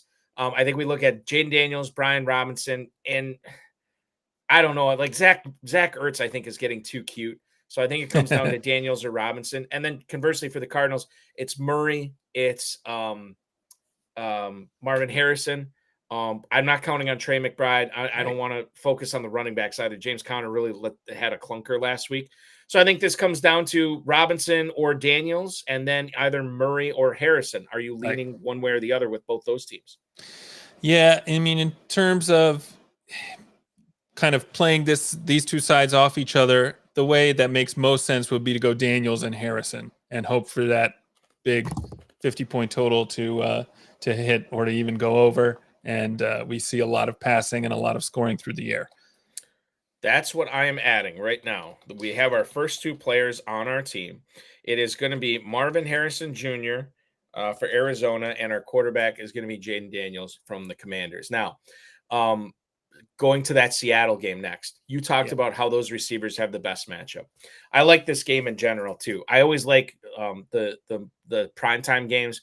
The best players always come out and ball out under the lights, and I think this is no different. The problem, we can only pick one of these Seattle receivers. It's going to be Metcalf, it's going to be Smith and Jigba, and it's going to be Lockett. Which one of those guys are we going with? Because we're going with one of them. Yeah. I mean, I'm a big Smith and Jigba fan. He doesn't seem like he would be the most straightforward play, even though he has the best matchup according to some of the numbers we like to look at. But on the other hand, that might help us if a lot of people are going Metcalf or Lockett. That's an easy way to kind of differentiate and give yourself a lot of upside. I think, top matchup in our passing game matchup rater. Let's just lock it in. It's kind of my. I love that pick because it looks like it's like, oh, they're just going purposely non-chalky, right? But I mean, this dude, didn't he just have 15 targets in week 2 or 15, whatever it was? I mean, he's a stud. This is not that big of a drop off from Metcalf, and maybe you could make the case that Metcalf has the higher ceiling as far as big plays and everything. But man, I mean, Smith and Jigba, he piles up the catches. I don't care if he doesn't get a 60-yard touchdown. If he gets 12 catches for 100 yards and a 8-yard touchdown, I'm down with that too. Do you like anybody from Detroit in this game? My concern, and I'll tell you this right now, Frank Ragnow, the all-pro center, is probably not playing for the Lions, which has me concerned, not necessarily for Goff and St. Brown, but for Montgomery and maybe Gibbs to a certain point as well. Definitely not Monty. So I think, and we already have our quarterback in Daniels. So the only guy I would look at here because of the Laporta injury is Amon-Ra St. Brown. Does he grab you at all? Is this a guy that we should be looking at as a flex, or do you want to stay away? He is also the only guy really on this side that I would consider. And I think that you can make a good case to put him in here. Maybe it's kind of where I would like pencil him in or keep him on the side and say, I'll come back to this one and maybe I'll put him in later. But yeah, I think St. Brown probably makes a lot of sense depending on where else we go. What about go to that Cincinnati Carolina game real quick, and we can. I mean, this is such a weird game because Carolina's at home. The Bengals are 0-3. They are 4.5-point favorites.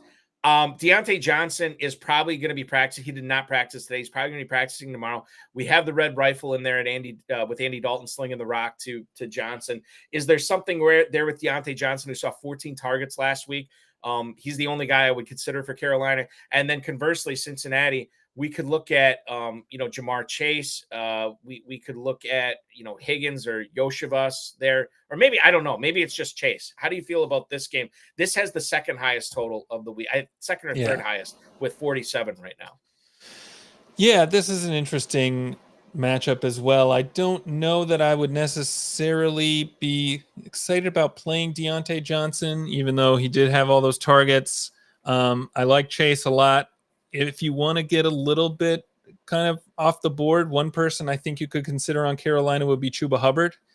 Carolina actually has, or rather Cincinnati, according to our strength of schedule streaming tool, is the easiest running back matchup this week. So, Hubbard had 21 carries, 5 targets last week.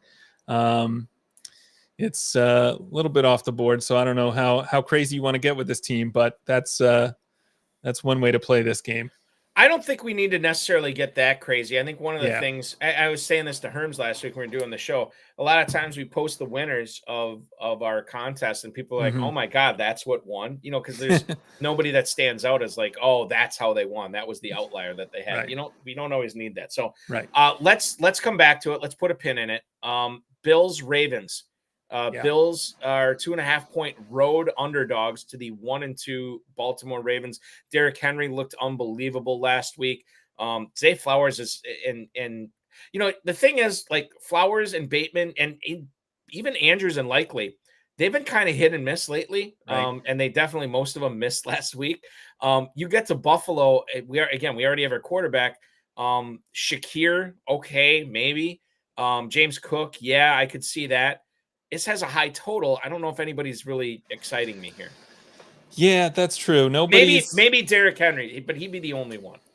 Yeah, maybe Derrick Henry. I mean, the only thing that kind of gives me pause on Henry is that Buffalo's offense has been so good these past 3 games that maybe you get into a case where Baltimore can't afford to give the ball to Henry and it's a Justice Hill game, and turns out Flowers is who you want. So it's a little bit tricky to play him from that perspective. So even though this game has a high total, I'm kind of with you. There's not a player in it that really sticks out as someone I have to have in the lineup, but it's another one kind of to come back to.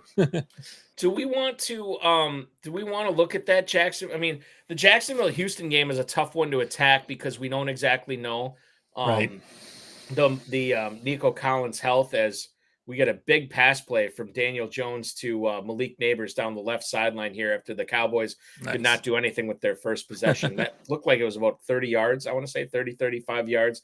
That will take the Giants. That was from the 19. It was a great double move by Neighbors at the line of scrimmage. He picked up about I would say about 40 yards on this play. So Giants are already in Cowboys territory. We'll give you the updates on that.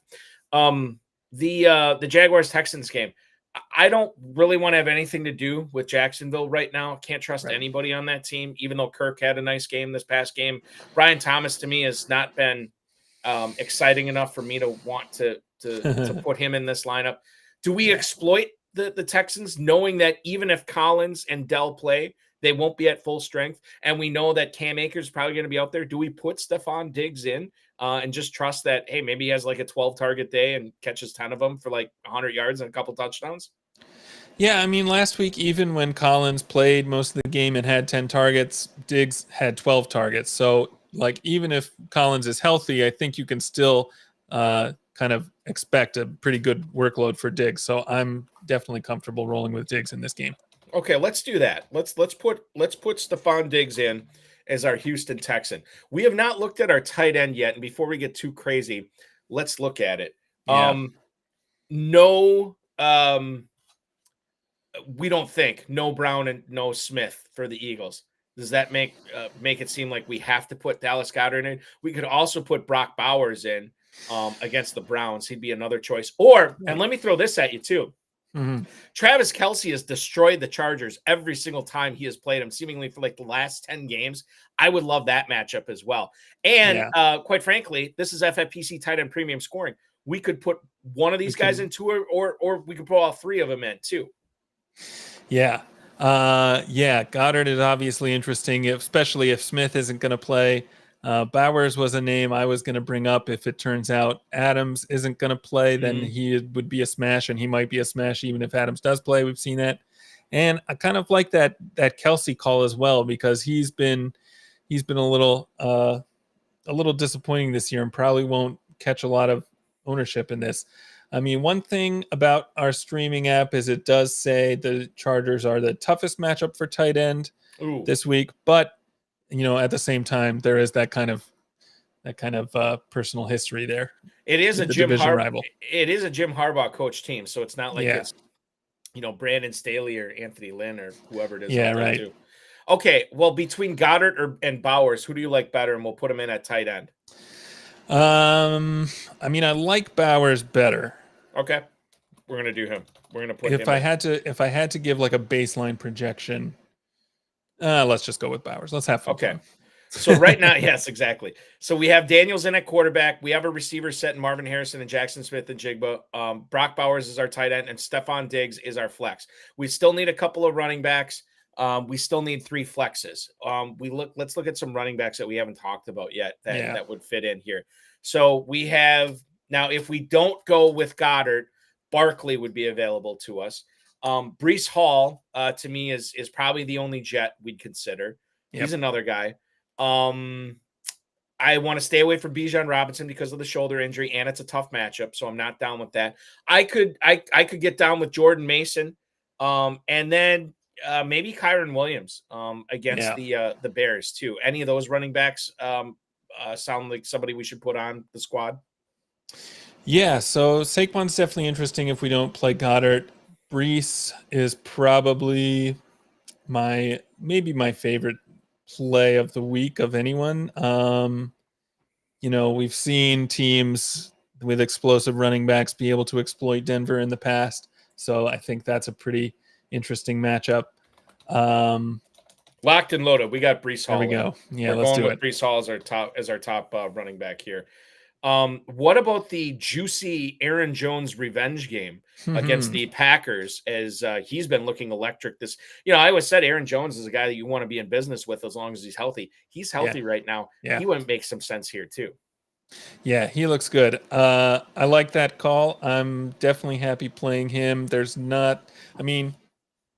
You could make a case for Jefferson, obviously, but it doesn't look like as good a matchup for him. So what the thing that concerns me about Jefferson is in the last 3 or 4 matchups against Jair Alexander, Jefferson has gone off, but he's also been shut down, right? And it's usually never anything in the middle. It's usually like he gets nothing, or like 2 for 12, or 8 for 120 and a touchdown. So and to me, I want to get some floor with these guys. And I know it's weird to say this, but I think Justin Jefferson's floor might be a little bit lower this week, especially when you consider Jordan Addison's probably going to be back this week. He's had some success against Green Bay as well.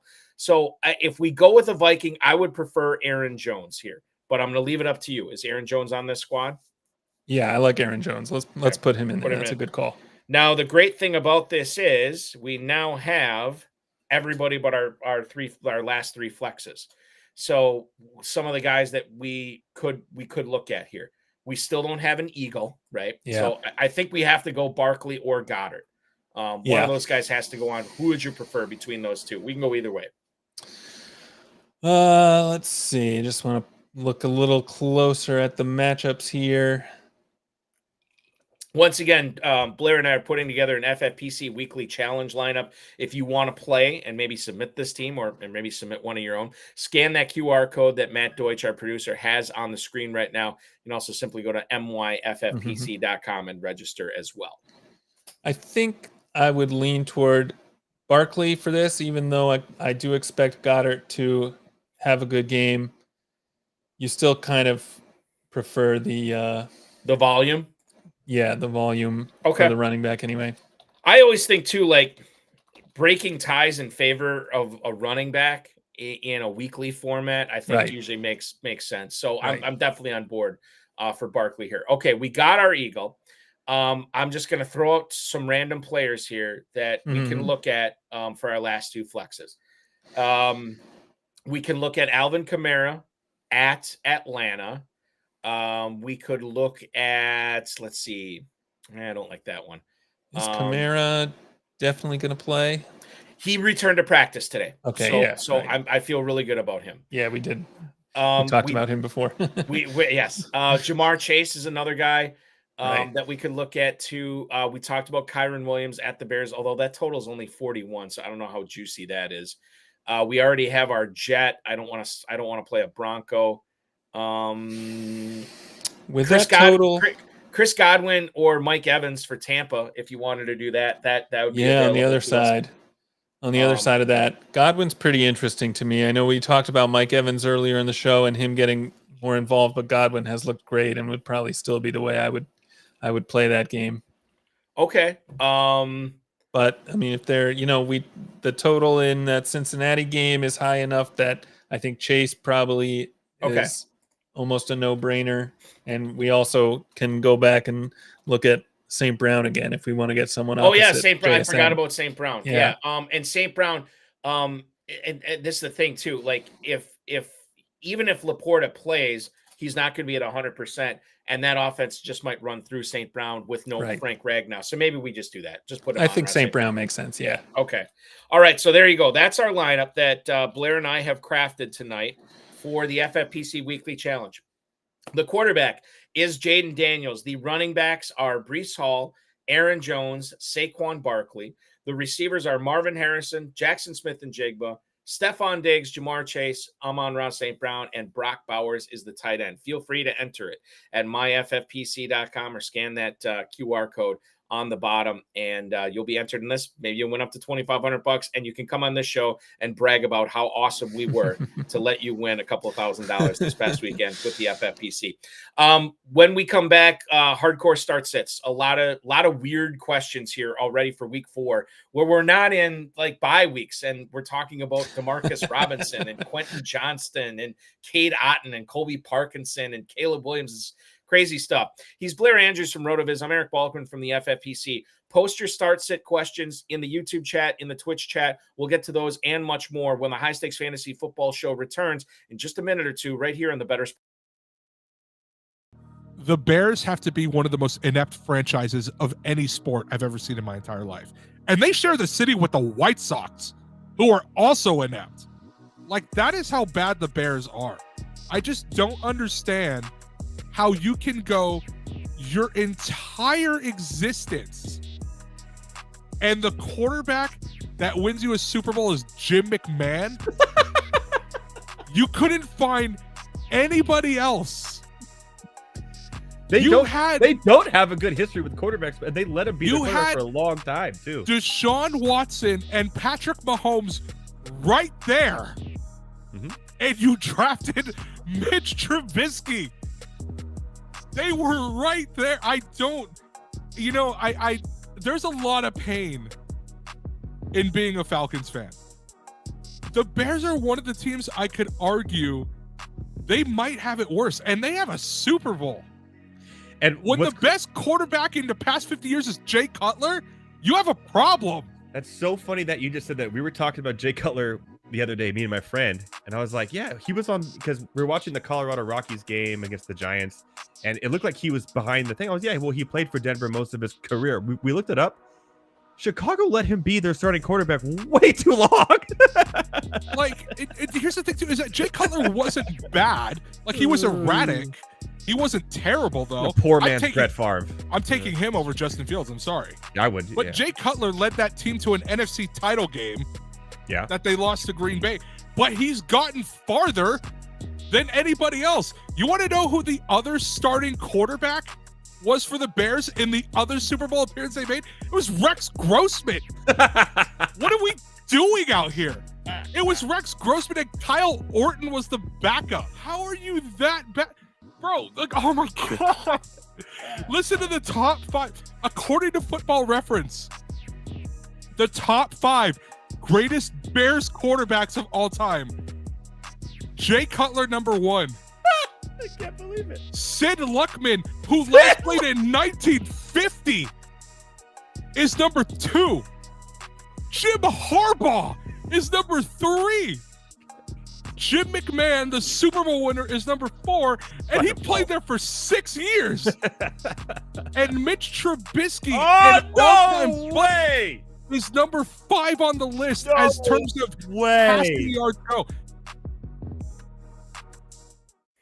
26 minutes until the top of the hour. We are hanging out with you, watching a little Thursday night football between the Cowboys and Giants. He's Blair Andrews from RotoViz. I'm Eric Balkman from the FFPC. This is the High Stakes Fantasy Football Show on the Better Sports Network. 1st and 10 for the Cowboys. About midway through the first quarter, the only scoring we've had so far has been a 52-yard field goal kicked by the freshly signed Greg Joseph, formerly of the Vikings, formerly of the Green Bay Packers. Now he is a New York Giant.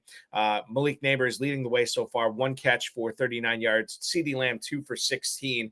Daniel Jones 3 of 3 for 53. Break up the Giants. We'll give you updates on that game as it goes forward. Let's get into some start sits. These are going to be tough ones that are facing a lot of FFPC players this weekend, Blair. I'm going to kick things off as we normally do with the running backs. We had some Ramondre Stevenson questions earlier from Permar99. What if your decision was at flex and you could only play Ramondre Stevenson or J.K. Dobbins? Which way would you roll on this? As a reminder, this week, as far as the schedule goes, J.K. Dobbins is at home against the Kansas City Chiefs. Ramondre Stevenson on the road at the San Francisco 49ers. What say you, Blair Andrews? So for me in this one, I think it depends kind of on what the news is on Herbert, but it looks like if he's not going to play, then Dobbins is going to get all the work he can handle. The matchup's a little bit better for the Chargers running backs than it is for Stevenson. I'm leaning Dobbins. He's been, he had those 2 really explosive games, and I think he can do it again. So I'm going Dobbins. So, okay, let's say Herbert does play. Yeah. Then would you go Stevenson? Because these are both late games, by the way. We could wait and make that decision. Yeah, if Herbert does play, then I think you might see a little bit more passing. But at the same time, yeah, maybe that actually doesn't make a difference because who's he going to throw it to? Number one, because their receivers have been pretty underwhelming. Pretty bad. Yeah. So, and then it might actually help Dobbins anyway. So to have Herbert on the field. Okay, so there you go with Dobbins and Stevenson as Jake Ferguson catches a pass here from Dak Prescott, 3rd and short for Dallas. Carson Steele, who got 17, 18 carries last week for Kansas City, is going to Southern California to take on the Chargers, or DeAndre Swift, who has been struggling with the Bears offense and the Bears offensive line. Chicago this week facing the LA Rams at Soldier Field. Carson Steele or DeAndre Swift, Blair? For me, that's Carson Steele.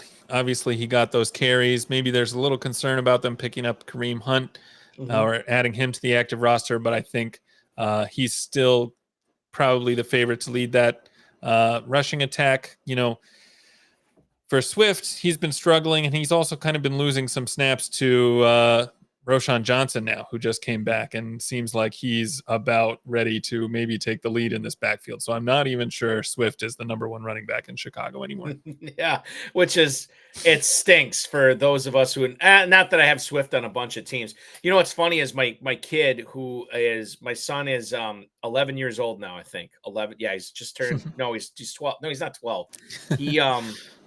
He just turned 11. First fantasy football team ever this year, and I'm helping him manage it.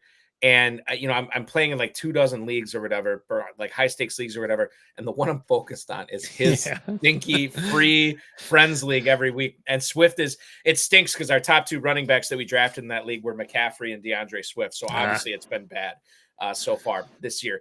But on a lighter note, let's talk about 2 younger up and coming players that make us excited to watch him in the NFL. Braylon Allen, who had a nice little coming out party last week on Thursday Night Football, or Chase Brown, who is still the 1B to Zach Moss's 1A, but he is a player that the Browns the Bengals are clearly invested in. You look at this, the lineup this week, it's a very favorable matchup for Chase Brown, who goes to Carolina to take on the Panthers. Then you also have Braylon Allen this week at home against Denver. We talked about how much we love Breece Hall in that matchup against the Broncos. This is one of those things like I don't want to start either one of these guys. And then you kind of look at the matchup like, oh, maybe they're actually both flexible this week. Yeah. Yeah, I do think this is a matchup where you can get away with starting Allen. Probably you don't want to start Allen and Hall on the same team if you happen to have them, but this is definitely a matchup where Allen is flex viable. And I mean, Cincinnati, they clearly like Brown, but they play Zach Moss a lot, even though Chase Brown looks more explosive when he has the ball. I mean, he looks great whenever he's running. He only had, I think, about 25% of the snaps last week. Hopefully that goes up, but until it looks closer to like a 1A, 1B situation, and less like a clear 1-2 situation, I think you go with the matchup here, which is Braylon Allen against Denver, even though he's also a number 2, but still I expect a lot of points from them. You know what's interesting? If you look at what Braylon Allen did in week 2, the split in week 2 for the Jets was more like 65-35 or 70-30, right? As far as touches go. Right. This past week, it was like 55-45 or like 50-50. I think part of that was because they played on Thursday Night Football and it was a short week. So obviously on a short week, they want to get Braylon Allen some more touches. They don't want to overuse, Breece Hall. And my concern is, does that normalize a little bit more this week where it's like 70-30 with Braylon? And the thing is, if one of these guys had a bad matchup, I'd say we'll go with the other one, but they're both pretty good here. So it's tough to say. But you're saying Braylon Allen. I'm saying Braylon Allen. I think, even if it does normalize a little bit, I mean, I think Allen has played well enough that they can't afford to take too many touches away from him. So I think he's still going to be demanding the ball.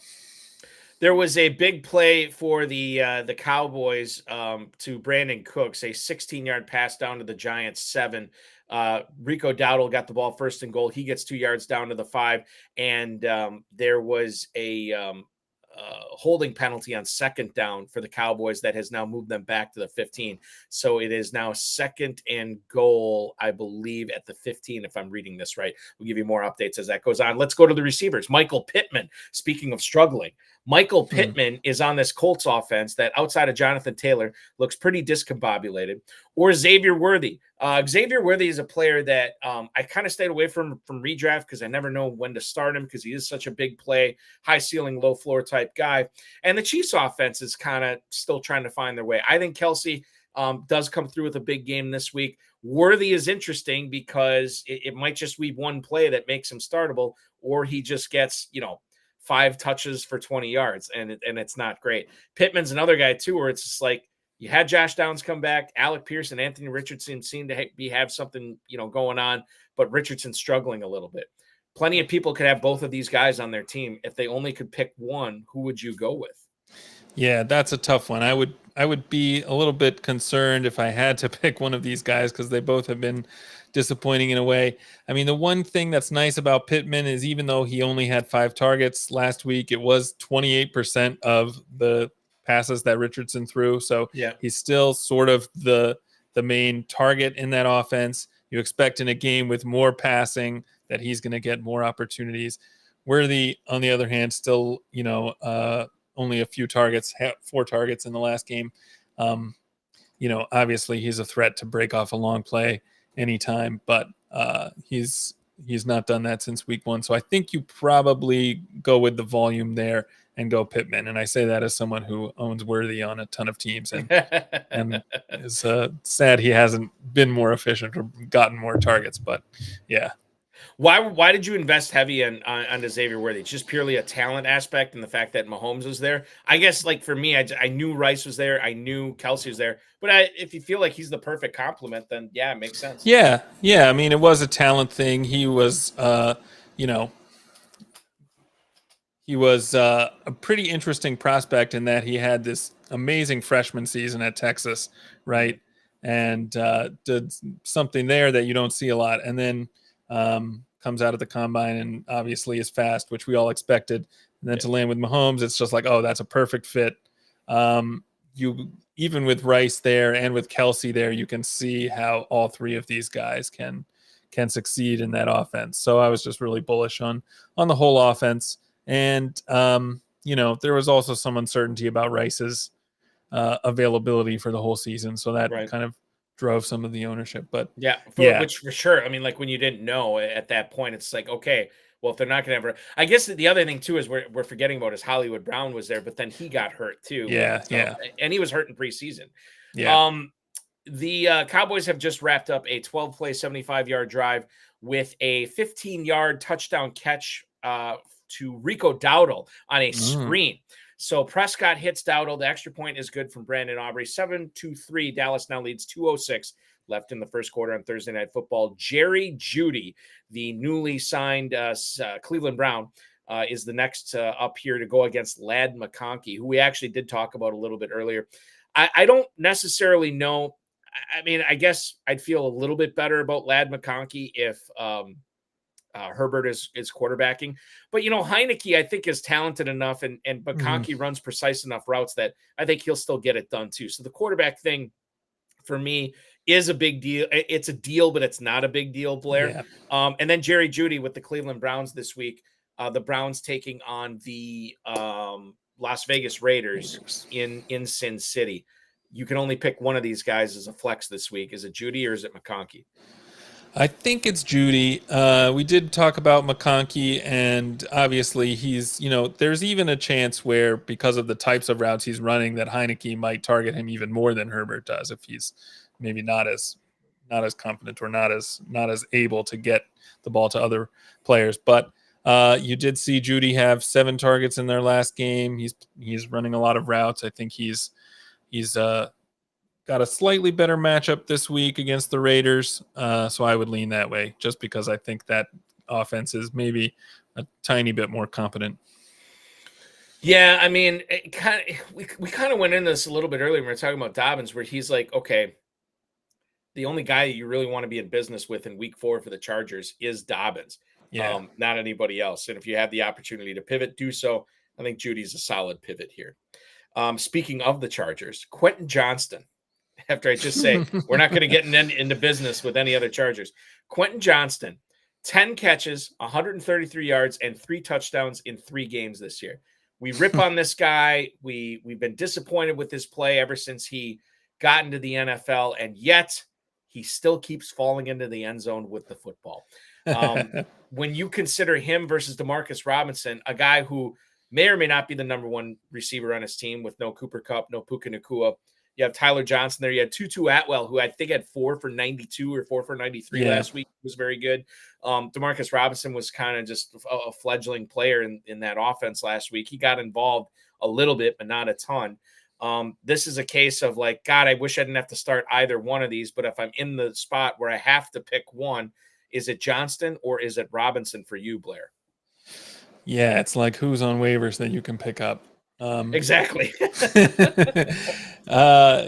is a tough one. I mean, we pretty much know who Robinson is. Like, he doesn't have that upside, whereas Johnston, maybe you can, if you squint, you can see a case where he's going to get a touchdown, where he's going to get a lot of targets. I think you probably lean Robinson just because of the likely volume. I mean, he was on the field for most of the snaps last week. He did not lead the team in targets, but he's out on the field. They're not going to have many other people to throw to. I'm saying Robinson, but I don't feel great about it. Demarcus Robinson last week in a game that the Rams had to throw to get back into the game as they trailed 14-0 at one point, had 4 targets. He only caught 1 of them. Tutu Atwell had 5 targets. He only caught, he did catch 4 of them, but it's still only 4 catches. It's a kind of a weird game. Like, it was Kyron Williams. Like, that's how they rode their way to victory. 24 carries for him. He gets into the end zone twice. He also gets a couple of catches. And I think we run the risk of, you're running the risk either way of these guys both putting up a bagel. I think I am with you on Robinson, if for no other reason than I believed in Robinson prior to the season. I still believe in him. Colby Parkinson, to me, sounds better in theory I think he's better in theory than he actually is in real life as far Yeah. as targets. I still haven't seen enough from Whittington to make me ooh and ah all over him like so many other people seemingly are. So I think I'm going to lean towards Robinson over Johnston here. I think you're right. It's a tough call, though. And I mean, yeah, you very can. tough. Johnson did have that one big game, whereas Robinson was disappointing. You can make a case either way, really. Wandale Robinson with a catch here to pick up All the right. first down for the Giants. Didn't look like it was that long, maybe like a 4 or 5 yard catch, but it got the job done. It got the Giants a fresh set of downs, as this will probably be the final play of the first quarter. And it is a little bit of a trickeration here. It was I don't want to say a reverse, but it was a deep handoff to Neighbors in the backfield. And it looked like he wanted to throw it. Nobody there. So he ends up running out of bounds for about a 7 or 8 yard loss. It's just really not what you wanted to see if you're a Malik Neighbors fan. We're to the end of the first quarter here. 7-3 Dallas on on Thursday Night Football. They're going to go to commercial. We're not. We're going to still keep talking fantasy football, specifically tight end starts or sits. Mike Gesicki or Dalton Schultz is next up. Gesicki is a guy that really benefited when Higgins was out, right? And he stacked up the targets. He stacked up the catches. Higgins came back this week. Gesicki was still involved. He still saw 5 targets, caught 4 of them from 47 yards, which you'll take from a tight end at this point, right? Yeah. And then Dalton Schultz is a guy that we already talked about. He could be a beneficiary if Collins doesn't play this week, if Dell doesn't play this week. By the way, I don't think Dell is playing this week at a minimum. So this is kind of a nuanced one too. Would you rather play Gesicki or Dalton Schultz this week, Blair? Gesicki is at Carolina. Dalton Schultz is going to be at home against the Jaguars. So good matchups for both these guys. Yeah. This is one where our tools kind of disagree a little because, like, the matchup rater, which looks at where players line up, isn't as thrilled with Schultz's lineup. But the strength of schedule says Houston tight ends should have a good game against Jacksonville. I think, if Collins is out, then it's probably obviously Schultz. And if Collins plays, then it becomes a little trickier. But I think I would still lean Schultz in that case, just because we see Higgins back. We see Yoshivas getting a lot of targets. It seems like if anyone is going to start to lose work in that offense, it might be Gesicki. But this is one where I want to watch the news on the other guys very carefully. Both these guys are 1 o'clock games on Sunday, so you'll have plenty of time to find out. 11:30 Sunday morning, you'll be able to know when who's in and who's out for Houston. This past week against the Denver Broncos, it was probably a case of playing catch up, but Cade Otton saw 8 targets. He catches 7 of them for 47 yards. I know that doesn't sound like a lot, but in FFPC scoring, when you're looking at like a 15, 16 point game, which is great. When we pair him or pit him against Noah Fant, who is going against the Lions on Monday Night Football, do you have a feeling here between Otton and Fant? Who would you rather start? Otton this week is going up against the Eagles at home in Florida. Yeah, that is a good matchup really for both of these guys. We've already touched on how attractive the Seattle pass catchers matchups look. I think I probably would lean Fant in this matchup. I don't feel confident really that either guy is going to see a ton of targets. The Tampa Bay has talked about getting Evans more involved, as we touched on earlier. And obviously Seattle is a pretty crowded receiving room with Metcalf and Smith and Jigba and Lockett. So, there's always a chance that, both these guys have like a 1 target game with 0 catches or something. That could happen. But I'm leaning Fant, but I don't feel strongly about that. Do you think there's higher touchdown upside with Fant over Otton this week? Yeah, maybe that total's a little bit higher. Yeah. I think you could see some more points for Seattle.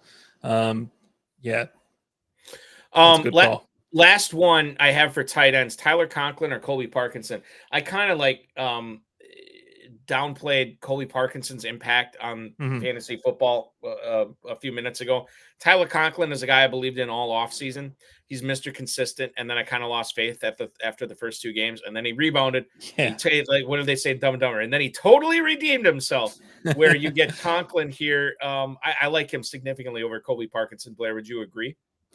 I agree. Parkinson is someone who also runs a lot of routes and plays a lot of snaps, but it hasn't yet turned into a ton of targets. I guess he actually did he was tied for the team lead last week in a very weird game. Very weird. But I mean, yeah. But even in weeks 1 and 2, when he was on the field, he wasn't getting those targets, whereas Conklin not only had the big blow up game with all the yards, but there are questions also about the quality of the offense, I think, in Los Angeles without Kupp and Nakua on the field. Obviously, we saw last week that didn't really have a big impact, but going forward, it's something I'm concerned about. So I do think probably, like we said, for Fant in Seattle, there's definitely more touchdown upside for Conklin. So yeah, I'm going that way. And he just seems like a guy that is not going to be running routes for the sake of running routes, which I don't know if you could say the same about Parkinson. Like Conklin runs purposeful routes. So yeah, I do like him quite a bit better. Moving on to the quarterbacks here. We'll cram these in the last few minutes of the show. Justin Fields, a guy I totally regret not picking up in more leagues. And he was still out there in some of my leagues this past week, and I still didn't get him. Justin Fields is at Indianapolis this week. Brock Purdy is at home against the Patriots. This is a tough one. You could probably have both these guys in your team in a lot of spots. Who would you start this week between Fields and Purdy, Blair? Yeah, that is a tricky one. It's a pretty good matchup for Fields. But New England's not a bad matchup for Purdy either. I think it depends maybe a lot on whether Kittle and Deebo play, in which case it makes Purdy more attractive. If they are out, then perhaps Fields' ability to pick up points with his legs by running is kind of the tiebreaker there. So, yeah, this is another see if Kittle or Deebo are going to play, and if both or one of them is, then even then it's a tough call. But that's kind of how I'm approaching it. Yeah, I think I think it's Fields, and even if Kittle and Samuel play, I think it's still Fields because of that rushing upside. Indianapolis cannot stop the run. It doesn't matter if you're a running back, a quarterback, a tight end, offensive lineman, a head coach, an assistant coach, an intern. They cannot stop you if you are rushing the football. So I'm a big fan of Fields this week. Sam Darnold, who is in Lambeau Field to take on the Packers, the surprising Sam Darnold this year, or Geno Smith. This week, Geno Smith is taking on the Lions on Monday Night Football. Darnold or Geno Smith, Blair? Yeah, we've talked a lot about this this Monday night game. Seattle and Detroit has a total of 46. I'm expecting big things from the receivers there. I'm going to stick with that and say Geno outscores Sam Darnold this week, even though I do like the matchup for Darnold. If you look at Darnold's stats are really good this year, but some of the film grinders have told me that there were plenty of times, more than a few times, where he put the ball in harm's way. Probably should have more than a few interceptions on his ledger that haven't happened. Maybe they get that balanced out this week as Green Bay leads the league in takeaways and interceptions. Could be a tough week for Sam Darnold. We shall see on that. But I'm with you. I think it's Geno Smith over Darnold. And then the last one, speaking of the Packers and Vikings, Jordan Love, we expect him to come back this week. We probably won't know until Sunday. I do think he plays, and I know Caleb Williams is going to play at home against the Rams. Would you play Love in his first game back coming off that sprained MCL, or would you go with Caleb Williams, Blair Andrews? Yeah, I like Love a lot, but I do think that this is a kind of a difficult matchup to come back to. I think Minnesota, they blitz more than any team. They play a pretty high pressure defensive scheme, so it's not the most friendly matchup, whereas Chicago against Los Angeles is a pretty enticing one for Caleb Williams. So I don't know if it's controversial, but I'm going to go with Caleb Williams here. Yeah, Caleb Williams has been playing. I think I don't want to say we saw the light flick on for him last week, but we did see some throws and some plays that he made last week that he wasn't making in weeks 1 and 2. And you think about CJ Stroud after that game that the Texans and Bears played on Sunday Night Football a couple of weeks ago. Stroud told the media, he's like, look, I think I didn't get my rhythm down my rookie year till like game 4 or game 5. So this is nothing new. Maybe we're seeing that with Caleb Williams right now.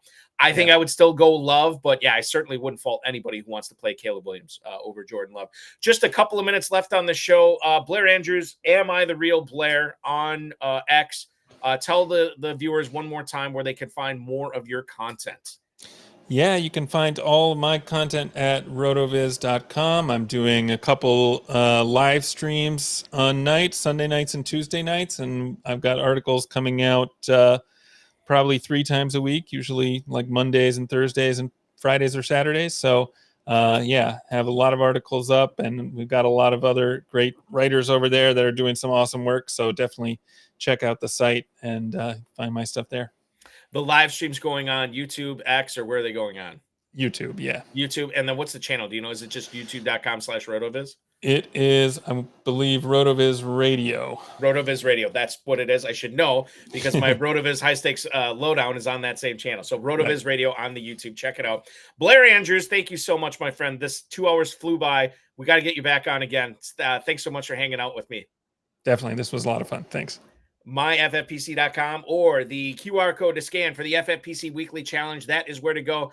Play for as little as $35, win up to $2,500 now. myffpc.com. We back 7 o'clock Thursday night, next Thursday night. Going to be a fun one as well. We will see you then. Play the FFPC Weekly Challenge now. myffpc.com. For Blair Andrews, I'm Eric Balkman. Shout out to our producer, Matt Deutsch. See you next week. Enjoy the rest of the game tonight.